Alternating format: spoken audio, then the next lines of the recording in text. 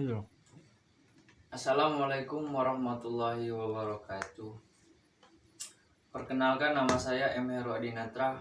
Saya dari Fakultas Teknik Elektro Universitas PGRI Palembang.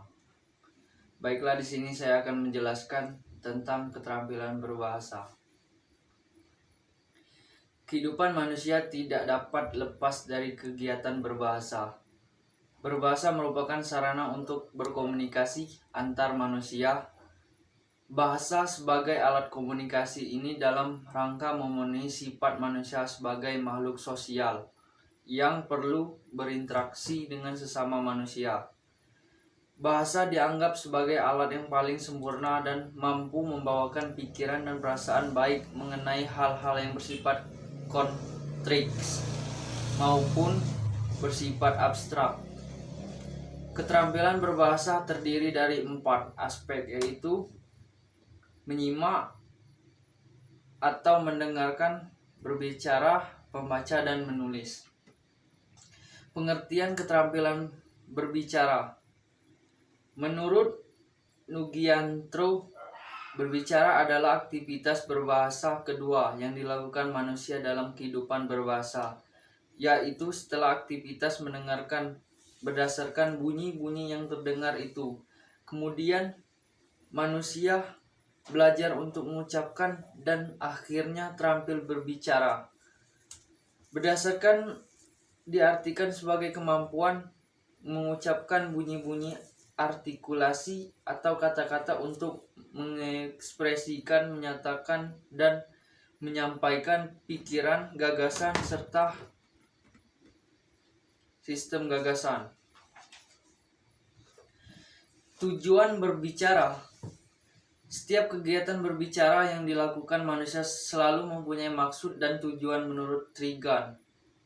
Tujuan utama berbicara adalah untuk berkomunikasi agar dapat menyampaikan pikiran serta efektif, maka sebaiknya yang pembicara memahami makna segala sesuatu yang ingin dikombinasikan. Dia harus mampu mengevaluasi efek komunikasi terhadap pendengarnya.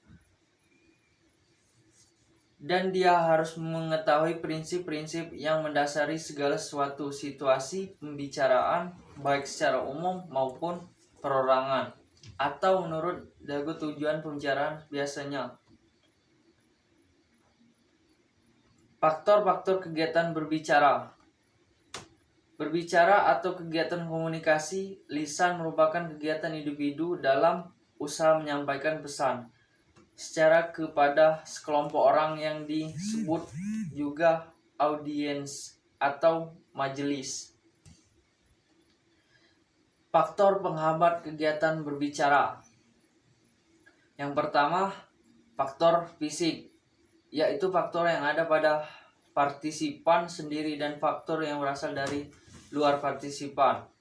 Yang kedua, faktor media, yaitu faktor linguistik dan faktor non-linguistik.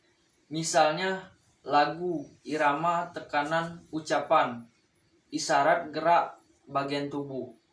Yang ketiga, faktor psikologis, kondisi kejiwaan partisipan komunikasi, misalnya dalam keadaan marah, menangis, dan sakit. Pengertian pendekatan. Pendekatan adalah suatu metode atau cara yang digunakan untuk mengatasi permasalahan dalam rangka mencapai tujuan tertentu. Pengertian pendekatan pengalaman berbahasa. Pendekatan pengalaman berbahasa adalah metode pembelajaran penguasaan keterampilan berbahasa yang menggabungkan pembelajaran berbicara dengan pengalaman berbahasa yang meliputi menyimak, berbicara, membaca, dan menulis. Tujuan dan asumsi pendekatan pengalaman berbahasa.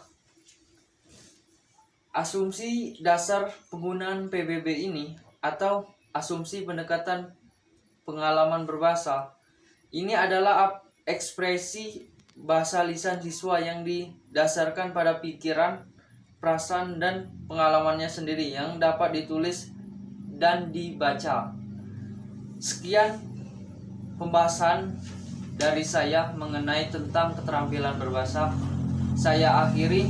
Assalamualaikum warahmatullahi wabarakatuh.